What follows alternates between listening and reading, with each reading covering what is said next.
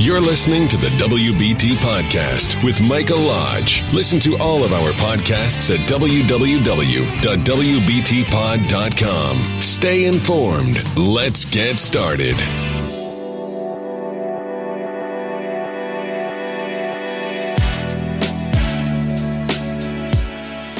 And welcome to the WBT. This is Micah Lodge. It is a Saturday here in Palm Beach, Florida. Beautiful day, windy day, a little bit of sprinkling every once in a while, but it's a beautiful day anyway. So our conversation today is going to be fun. It's going to be about tax season, and we're going to go over some information for you so that you will be ready to go when you go see your tax accountant. I'll be right back.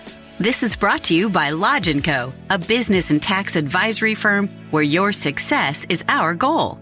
Call us today toll-free at 888-681-1518 or visit us at www.lodge-co.com and learn more about what we can do for you. Lodge & Co., your source for sound business and tax services.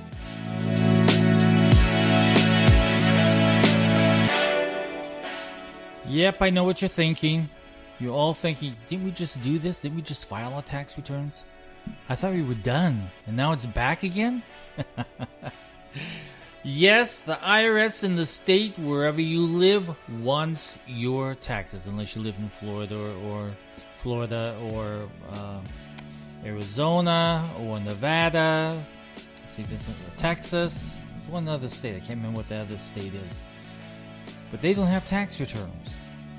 So good life. I'm in Florida at the moment, so I don't have a tax return for my state to file, which I'm very happy about. So let's go over some of the information. So you're going to get some W-2s, and you're going to get, if you're self-employed, you'll get some 1099. So you got to make sure that once they come in, put them in a safe place, because you're going to have to take them in to your tax practitioner and have him start, or her start, preparing the tax returns. So the IRS will start accepting tax returns officially for your 2019 tax year on January 27. That's the first day that the IRS will accept your tax return e-file. Now, a lot of you, I know, because I know some of you are my clients listening, some of you hold them off until the very last minute to file your tax return. So, of course, you don't have to file your taxes exactly on January 27th. That's just the first day of the season you can get your taxes done. But there could be good reasons to file your taxes sooner than later. The earlier you file, the quicker you'll get your tax refund. Yep.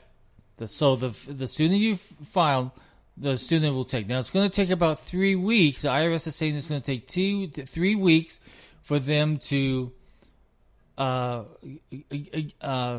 process your refund. Now, sometimes it's longer than that. Because sometimes the IRS questions the return and wants some more information on your earned income credit or your child tax credit or something like that. They may pull it, and it may take a little bit longer. I've seen this happen so many times.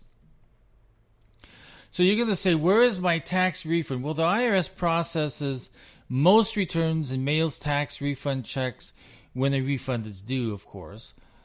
Within 3 weeks, and you'll get your money quicker if you opt for a direct deposit payment instead of asking for a check in the mail. There are exceptions, of course. If your tax return is particularly complicated, or if you are subject to a dreaded IRS tax audit, it could take much longer to get your tax refund. Or it's possible your refund might not come at all if there are mistakes in your tax return and you wind up owing money. There are also times when there is no clear reason why your tax refund is delayed. I've seen this so many times. We don't know why it was delayed. We keep checking every day. By the way, try not to bother your tax practitioner if you're checking on your tax return refund. you can do it online. And you can do it with your state also, if you're required to do one with a state. You can do it online. So it makes it a lot better if you can do it yourself.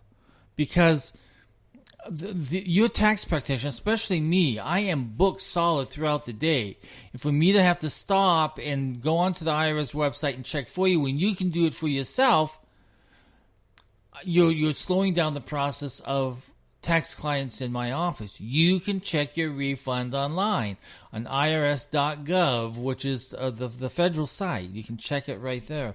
And then there are, for whatever state that you're in, there are sites that you can check it on online also for that particular state. So in 2020, April 15 falls on a Wednesday. That is when your tax return is due. And that's the day taxes are due this year. Remember last year it was falling on different days? This year it actually falls on April 15th. So remember that date. You have no more delays. It is the April 15th. So you've got to get it in. You need to make your appointments as soon as possible so you can get this stuff over with. And because when you get so close to April 15th, then your accountant has to put you on extensions and making sure that all the documentation is in and making sure the extension is filed and everything else. It's really, really difficult on the tax practitioner when he has 100 people that he's got to put on extension. Some people get missed because you don't call in soon enough. We don't know if you're coming back as a client. We don't know. So those who have asked us to put them on extension, they come first. Just remember to make that. Just remember to call your tax practitioner. Also, I want you to ask your tax practitioner one other question this year. Because we're all concerned about data security, right? How are you securing your tax data? Remember, your tax data has all kinds of information that could harm you if anybody else got their hands onto it. They've got your children's names, their Social Security, they've got all your life history, they've got all of your W-2 wages, everything is there. Make sure that your tax practitioner shows you that he has a data protection policy and program in place to protect your tax data. Now, let me tell you how the rules work. There are two federal government agencies that monitor tax practitioners to make sure that they are in compliance. One is the Internal Revenue Service. They have their guidelines on protecting client data, and you can read that on irs.gov. It's right there for you to understand it. The other is the Federal Trade Commission, the FTC. Tax practitioners, all tax practitioners, no one's exempt from this, are required to have a written policy that says how they're going to protect your tax data.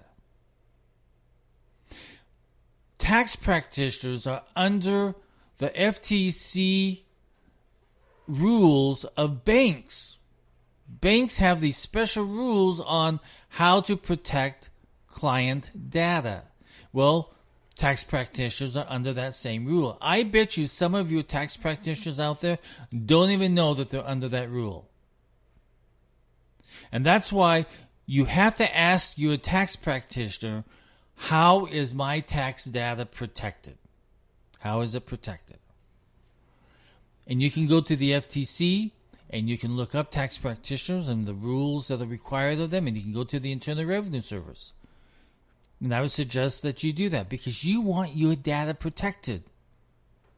Okay, so we have talked about when the first day of filing, which is January 27th.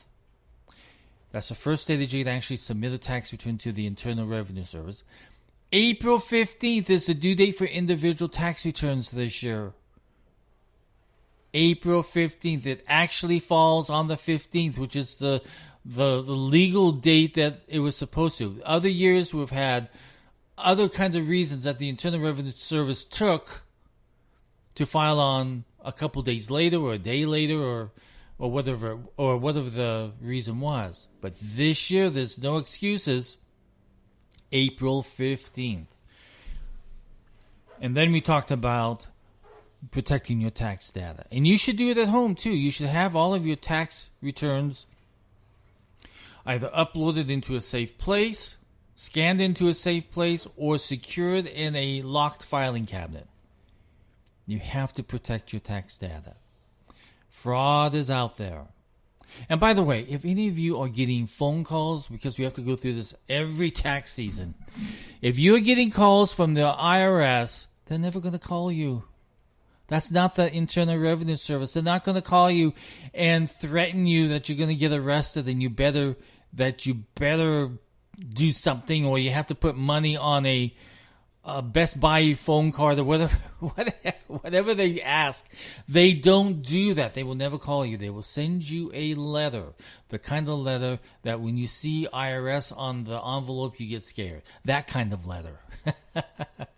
I get clients panicking because they just got a letter from the Internal Revenue Service. But generally, it's just asking another question. And you just have to ask the question or show the document and send it back. It's very simple. Don't panic. And don't respond to any of those phone calls. You're going to get probably three kinds of calls that I know of people getting at the moment. One is we're from the Internal Revenue Service and you're going to go to jail. We have a warrant out for you right now. Nonsense. The other one is Social Security. That they've suspended your Social Security. You better call in. You're going to get those calls too. I get those calls like 2 and 3 times a week. I don't know how they got my number, but they keep changing their number because I keep blocking them, but they keep changing their number. Very tricky people. And by the way, most of these people are from Pakistan. They have call centers in Pakistan that have these phone things that they can buy that have U.S. phone numbers on it. You can usually tell by their number that it is not from a government agency. So the third one that I want to talk about is student loans. They're going to start calling you on student loans and just start threatening you and everything else. So just beware of it, okay? Okay, so this is the tax season. It starts on the 27th. Get your W-2s and your 1099s. If your tax practitioner has sent you a tax organizer, fill it out in full because it saves a lot of time. Me at my office, I now have it all online. So people can upload their W-2s and that W-2 goes directly right into the tax return and we are done. It's a secure system. So technology is becoming even better. And you can also, if you have a small return, you can do it online. It's simple to do it. It's very, very simple.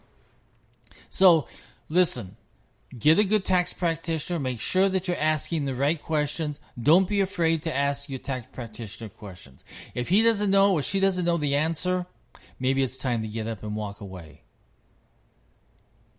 Okay, that's it for tax season. Tax season begins. Let's have fun. Be prepared. Be organized. Let's get going. I'll talk with you soon. This is Mike Lodge.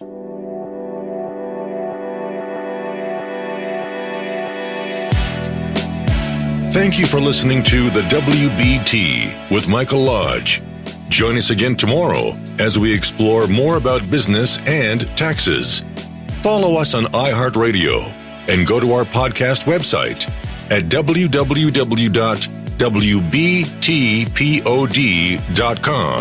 and listen to all of our podcasts and read our blogs.